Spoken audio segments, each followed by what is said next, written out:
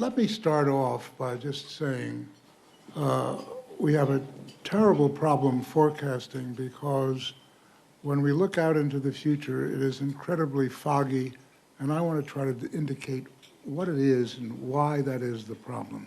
Alan Greenspan is here. He was chairman of the Federal Reserve from 1987 to 2006. He has spent a lifetime studying the complexity of the U.S. and global economy. The financial crisis of 2008 took nearly everyone by surprise. Leading economists and the brightest minds on Wall Street were forced to rethink fundamental assumptions. The map and the territory, risk, human nature, and the future of forecasting is a guide to measuring economic variables once thought to be immeasurable. I am pleased to have Alan Greenspan back on this table. Welcome. Thank you very much. So how do we decide on the map and the territory? Well, it's a little abstract, and that's what it's supposed to be. The map is supposed to be the conceptual framework of what we're dealing with, and the territory is reality. Yeah. And economists always try to get the two of them to come together, and a good deal of the times we fail. All right, let's talk about all of that. Roll clip. This is a clip with you and I in an interview earlier before you wrote this book. Here it is. The thing that you can never quite calibrate is the human emotional aspect of markets. I'm glad you raised that issue, Charlie, because I'm just starting to write a book. It's called The Econometrics of Human Nature. Yeah. And what I'm trying to do is precisely what you're suggesting can't be done, is to put numbers on. So you can't put numbers on... I don't know that yet. I know I can do it in a number of instances, but whether I can do it in enough instances which actually effectively make us capable of forecasting that, I do not know, and when I finish the book, I will know. So what have you learned? I mean, now that you have done all this study, what have you learned about the measurement? Well, what I first started on is an extraordinary event. It's not that all the leading forecasters didn't know we were in a bubble at one point or another. That's not the issue. That's very easy to tell. The trick and the very difficult issue for forecasting is how can you pinpoint when the bubble breaks, but more importantly, what are the consequences of that? And this book, I endeavor to attack those two questions because that's fundamental to looking at how the economy functions. As far as I'm concerned, there is one critical issue which I think probably more than any other was essential for writing this book. I had to discard the basic premise which all classical economists, or those of us who were involved in that form of economics and computer-based models, you have to look at a fundamental premise there, and I basically assumed, as we all did, that not only that a fundamental premise is that human beings act in their own long-term self-interest most of the time. But the general belief of all economists who are forecasting is, while it is not only most of the time, but when it isn't, it's random, and you can disregard it because it can't be modeled.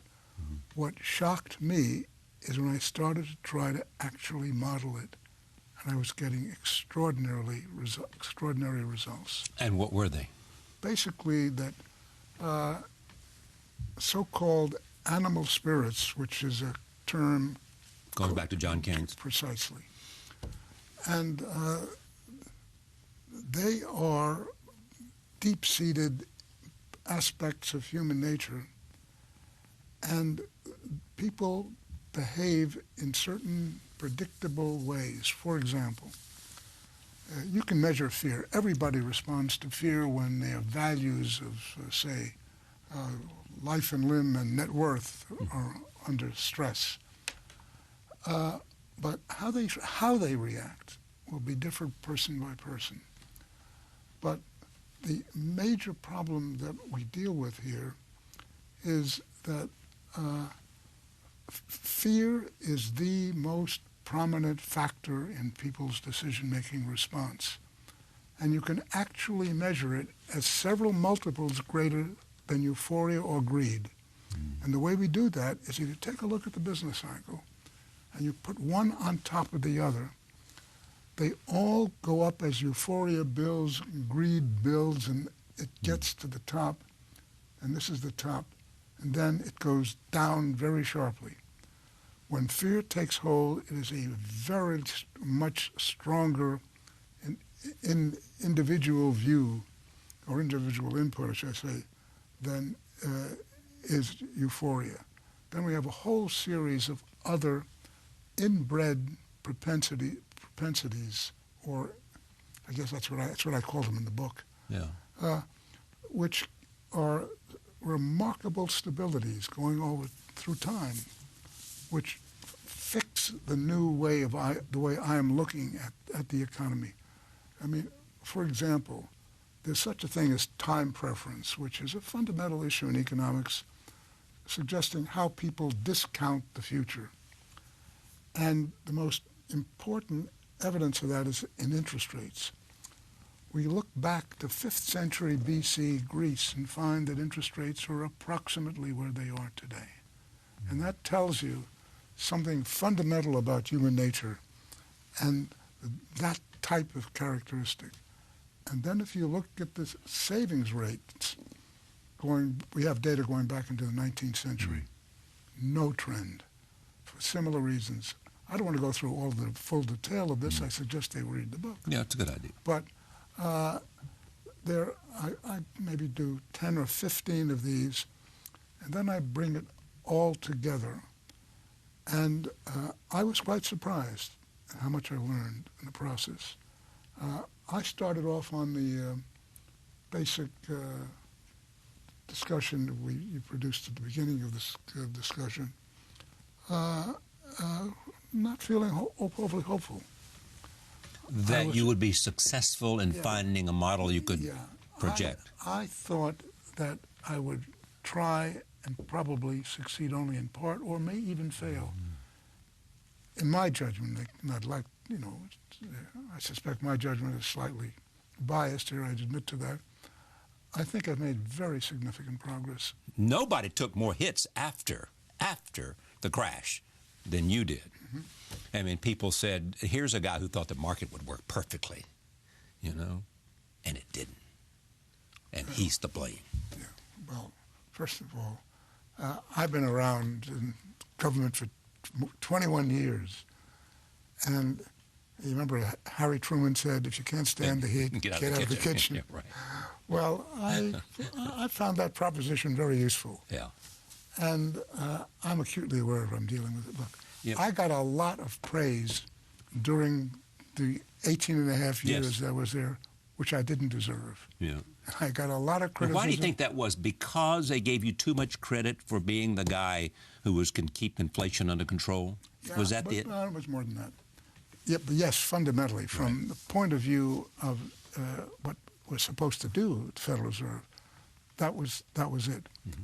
But mainly people used to come up to me all the time and say, "Thank you for my 401k." Yeah.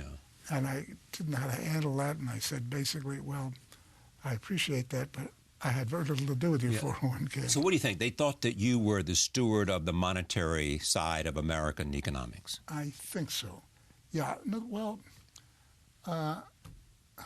it's hard to know what everyone says. Yeah, but you read. Yeah, no, that would be my impression. You get out. I do get out.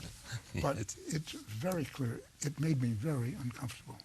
What made you uncomfortable? The fact that I was getting praise which I didn't deserve. Oh, more so than you thought you were getting perhaps criticism that you didn't deserve equally. Not necessarily more, but somewhat balanced. I mean, it's hard for me to believe you felt more badly about the praise that you were getting you didn't deserve than you did about the criticism that you felt you didn't deserve. I'm a human being. Exactly. And if you read my book, you'll find one of the things I do in trying to determine whether certain of these inbred propensities are real, I start with myself. And I say, how do you respond to certain things? And I say, such and such. And then I realize so does everybody else in the same way. And, for example, I say very early on in the book, I was brought up in the canyons of New York Right. and Wall Street, and I really didn't get out into the real world until I got into the music business and went around the country. And then later, I got into international economic events, and I realized one day that everyone smiles for the same reason, pleasure. Now, what pleases them is different. Right. But I began to realize that we are a homogeneous species. There's something about human beings and our nature which is replicated time and time again. I mean, for example, Jane Austen writes about culture and what's going on in the early 19th century Britain. It's exactly the same stuff. I mean, teenage girls are behaving precisely the same way back then as they do now. And I've now seen a number of generations of teenagers, and they all have the same So there are certain fundamental aspects of human nature that don't change. Precisely. And that is what is critically important, because that determines how people act. And we don't want to know how the numbers would look if people were essentially operating on their own long-term self-interest. There are a bunch of questions. Let me just go back to interest rates quickly. Do you believe that low interest rates did or did not drive, the euphoria that led the housing market to collapse because of mortgages that were unable to be paid? As I say in the book, yes, it's low interest rates, but it's low long-term rates, not short-term rates. And indeed, as I say in the book, it really goes back to the end of the Cold War, when the Berlin Wall came down. The economic ruin behind the Iron Curtain was way beyond expectations of what most, even analysts in the American Intelligence Agency were saying. And the result of that is a vast proportion of the so-called Third World shifted from Fabian socialism and various types of regular things, all to market economies, especially China. And that created a huge boom in the Third World. They couldn't consume it, and there's a huge amount of savings flooded on the market, which brought long-term interest rates down around the world. And it's those long-term interest rates which fell very dramatically that induced a housing boom everywhere. The United States had a housing boom which was average, but The Economist, the magazine, used to follow 20 countries, and it looked all the same. And the reason was that when long-term interest rates go down, the financing capability to invest in longer-term assets goes up. And that's what we saw. The argument against easy money policy on the Fed might have been true, but there is no evidence that it was, and indeed, I don't actually go into detail. I want to make sure I understand when the change came and what exactly is the change in terms of your analysis. You're saying here, I found out that there was something called fear that had a stronger punch than exhilaration. Euphoria. That creates and drives a bubble. Yes? Yes. So that's the most important, and you can measure it. To my surprise, yes. How much are you influenced, and this always comes up with you in terms of any extended conversation, by what you learned from Ayn Rand about human nature? Well, actually a good deal, because I think you and I may have had this conversation before, but when I first met Ayn Rand, I was already a libertarian economist, but I was also what is known as a logical positivist, which is a philosophy that came out of the Manhattan Project. Yeah. And it really essentially said, if you can't measure it, it doesn't exist. And that eliminated me from all contact of understanding how human beings behaved, because it was all irrational, not worth doing. she demonstrated to me that I was wrong. And that didn't have a full effect immediately, but it grew on me. And I look back now, and I think some of my views that evolved in recent years fall back on, if I was still a logical positivist, I wouldn't have written this book. Knowing what you know now and what you express in this book, would it have changed any decision-making by the Federal Reserve under your leadership? It's very difficult to say. I suspect not, but I can't say that for sure. Would it have caused you to strongly recommend the Fed not take a certain direction that it took after you left under the chairmanship of Ben Bernanke? Well, one of the problems I have with questions like that is that Paul Volcker never commented before you on policy. Well, don't worry about the precedent of Paul Volcker. Just tell me whether Ben Bernanke made mistakes. I was about to say I've applied the same principle to Bernanke, and that's as far as I go. Well, what kind of historian are you, and what kind of I mean, we depend on you to bring your experience so that we can understand the great issues of our time, and you refuse to criticize. No, it's not a question necessarily of criticism. I may be complimenting them. Yeah, okay, either one. But why isn't that necessary for us to understand how we can avoid the kind of mistakes of past? Isn't that what we're supposed to do, learn from history? No, wait for my next book. No, come on. Yes, I mean, all right, so let me just talk about where we are today. When you look at the most recent crisis we felt, give me your assessment of what happened in terms of the debt ceiling and in terms of using that as a weapon, which Warren Buffett calls a weapon of mass destruction. I think something very fundamental has happened in recent years. Going back to fundamentals, and I discuss this actually in the book as well. A society, especially of 300 million people, like we have in the United States, has to agree on certain fundamental principles. And that's the Bill of Rights.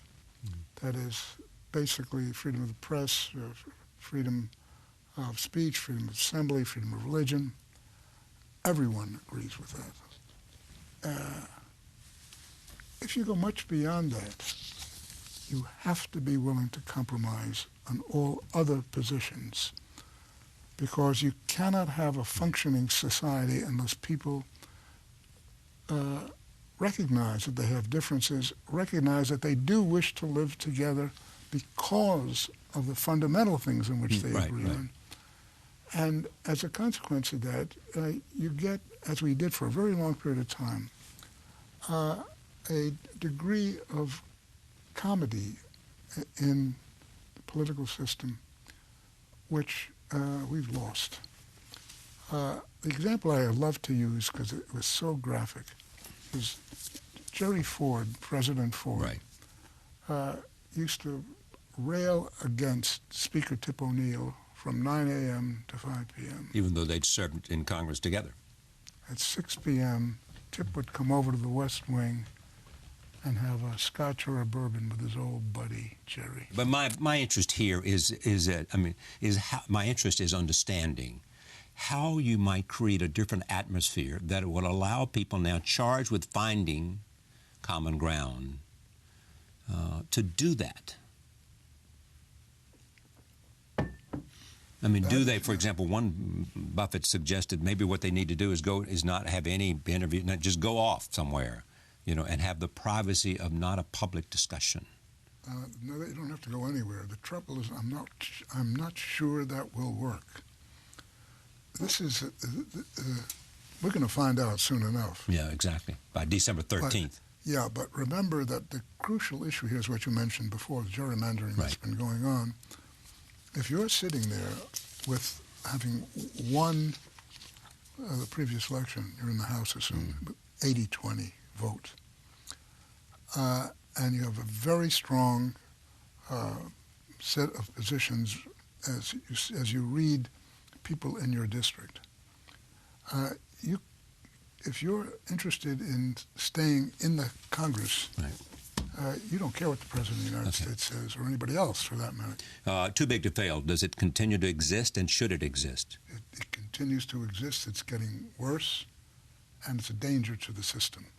The reason it is a danger is basically an issue which is a little complex, but I hopefully describe it in there. It's how savings move into investment. The only way that you get a growing standard of living is that the scarce savings of the society are channeled through the financial system into real capital investment, which builds up the capital stock, and that's the base of where our standards of living come from. We have a limited amount of savings to the extent that there are firms which are too big to fail, and there's another qualification here, that they are inefficient. They are absorbing the savings that would ordinarily go into high-tech industries and enhance the standard of living, and they can't go both places. So the main problem with too big to fail is that they are absorbing the savings which should be focused on high-tech or more advanced type of capital investment. I'm moving around. What problems do you have with entitlement programs? I have two things wrong with them.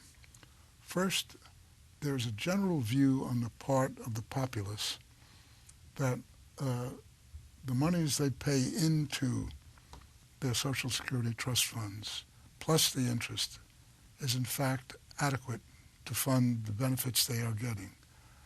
They believe, sincerely, that that statement is true because many of the people in the political realm tell them it's true. I mean, for example, there's AARP had a very interesting ad which they basically said that it's been my impression that if people believe they are getting charity, they will not take that. In fact, I go through a very interesting thing about what happened with the Social Security Commission in 1983. Remember Claude Pepper? Yes, of course I do. He basically said... He was so old, he said he never bought...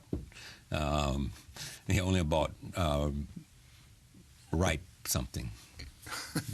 Cantaloupes or something. Yeah. Anyway, I had assumed that we were going to solve the problem basically by taking general revenues and sticking it in to the trust fund. And he got up and said, absolutely not. That would make Social Security welfare. And there is a very strong strain amongst those who essentially were there, as he was, when Franklin Roosevelt signed the bill in 1935. And that whole view was that this is very similar to private sector defined benefit programs, which they were actually intended to do. The only problem with this is, while it is certainly the case that I would say the vast, vast majority of people who are getting Social Security, for example, believe they are getting their own money back with interest. I think that's a perception, too. And that perception, the actuaries of the Social Security Trust Fund say is false. So what's the problem, the reality or the perception? Precisely. It's sort of like the map and the territory. Okay. Now, so there's also the question of regulation and Dodd-Frank. Yes. Does it act as not a perfect bill, as Tim Geithner would tell you, but as a creation of rules and regulations that would be a kind of monitor so that circumstances that lead to bubbles wouldn't happen, or, in a sense, removing or restoring some of the kinds of oversight that both was a warning, and a prevention? As Dodd-Frank is written now, yes, the answer, regrettably, is no. No. There are parts of Dodd-Frank, for example, the capital requirement is very important. It's a good thing. In fact, I even go farther than that. I would say that what we're trying to avoid is the corrosive collapse in bubbles which have high leverage. For example, the dot-com boom collapsed. There were huge losses, but no secondary effects. The economy barely budged. And the reason is that all of the toxic assets at that time, which are stocks, were held in 401ks, mutual funds, households, no debt to speak of. If there is no debt, you cannot have failure and you cannot have contagion. And there are numerous cases in the past which we actually went through the big bubble. It burst. There was a big loss, but no economic impact. And a lot of those companies had core values. I mean, had core strengths. Yes. You know, it's just that they had a stock price that was inflated. Yeah. No, that was certainly the case. And indeed, I can give you stories about that, which are so crazy. But the whole point here is this, that what you're trying to do is to put in regulations which will effectively solve the problem. A big increase in capital in and of itself will prevent contagion from occurring. What do you think of the J.P. Morgan deal with Justice Department to pay, as we understand it, $13 billion? Yeah. I'm really saddened by that because I was on the J.P. Morgan board for 10 years before I went into the Federal Reserve. And the crucial issue at the board in those years was how do we maintain our AAA rating? And they were very scrupulous in what they did. And I have no way of knowing, obviously, what what the specific charges are. And I mean, that's beyond my. I wouldn't say it's not beyond my interest. It's beyond my knowledge. Right. But I'm saddened that we've gotten to this point because remember, J.P. Morgan was actually a very instrumental player in helping the government. But are you also saddened by the fact that so many people found themselves with mortgages they couldn't pay for and lost everything? Yeah, you know what I think about that. And so many people who were investors. Go ahead. Yeah, no, absolutely, I agree with that. I think what's wrong with Dodd-Frank in a way is I don't think that the particular regulations they're setting up will work. Right. And I think a necessary condition when you're having a regulation is to explain what it is and what it's supposed to do. And if it doesn't, forget it. You feel comfortable that we're on our way, and so therefore unemployment is now down to 7+, 7.2. You know, we're doing better than Europe. Yes. You know, and by the way, China's not doing all that great compared to what it was doing. Correct. You know, Brazil has slowed down, obviously, emerging nations. Yep. So everybody's saying, well, you know, maybe America's not so bad. Well, I might add, China is doing a little better recently. Yeah, I agree. But we have a fundamental problem, which I discuss in this book, namely that the reason why we have had such a sluggish recovery is the part of the economy which is represented by investment in assets of 20 years or more, mainly buildings. That has essentially collapsed. And I'm quoting residential buildings and non-residential buildings. That's why we have been soggy here during all of this period. Right. And that's caused by a huge degree of uncertainty. That has to be lifted, but there is some evidence that it is being lifted. And the stock market is behaving well, and I should think that if it continues to do so, that can bring the economy up with it. I've got a limited amount of time and lots of questions, so I want to get to some of these. We were talking about the Federal Reserve, which has gone, it goes now from Bernanke to Yellen. You know Janet Yellen. I do indeed. And you have some real policy differences with her. I'm quoting you. Yeah, no, I'm just trying to say, yes, but that is good, not bad. Okay. I find she is a highly skilled economist. We get along very well. And her projections have been remarkably accurate, by the way.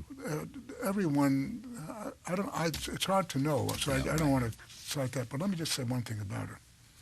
I learned a lot from her when she was on the board and I was chairman. Right. Because there was often a number of academic arguments and academic papers which I hadn't had a chance to read, or if I did, I didn't understand. Okay, so how do you feel about the transparency initiative that's coming out now? Well, that we ought to know more about the way the Fed operates, and it shouldn't be a bunch of people at some hideaway in Jackson Hole or somewhere. That's fine. It's just that remember that one of the things I ran into is that, and this goes exactly with the whole concept of how people respond. On many occasions, the Federal Reserve had a statement which said, we are not raising our federal funds rate this time, but we may well raise it the next time. The market's open and boom, it's fully discounted. Right. So we're dealing, strangely enough, with precisely the problem that I'm discussing in this book, that people don't behave in their long-term self-interest. They respond in a certain way which is basically animal spirits, and markets do precisely that. So I think you have to be a little careful with... So you think less transparency is better because markets won't go off into their... No, I think that it depends on what type of transparency you're talking about. If you're clarifying... How about publishing an inflation target? Yeah.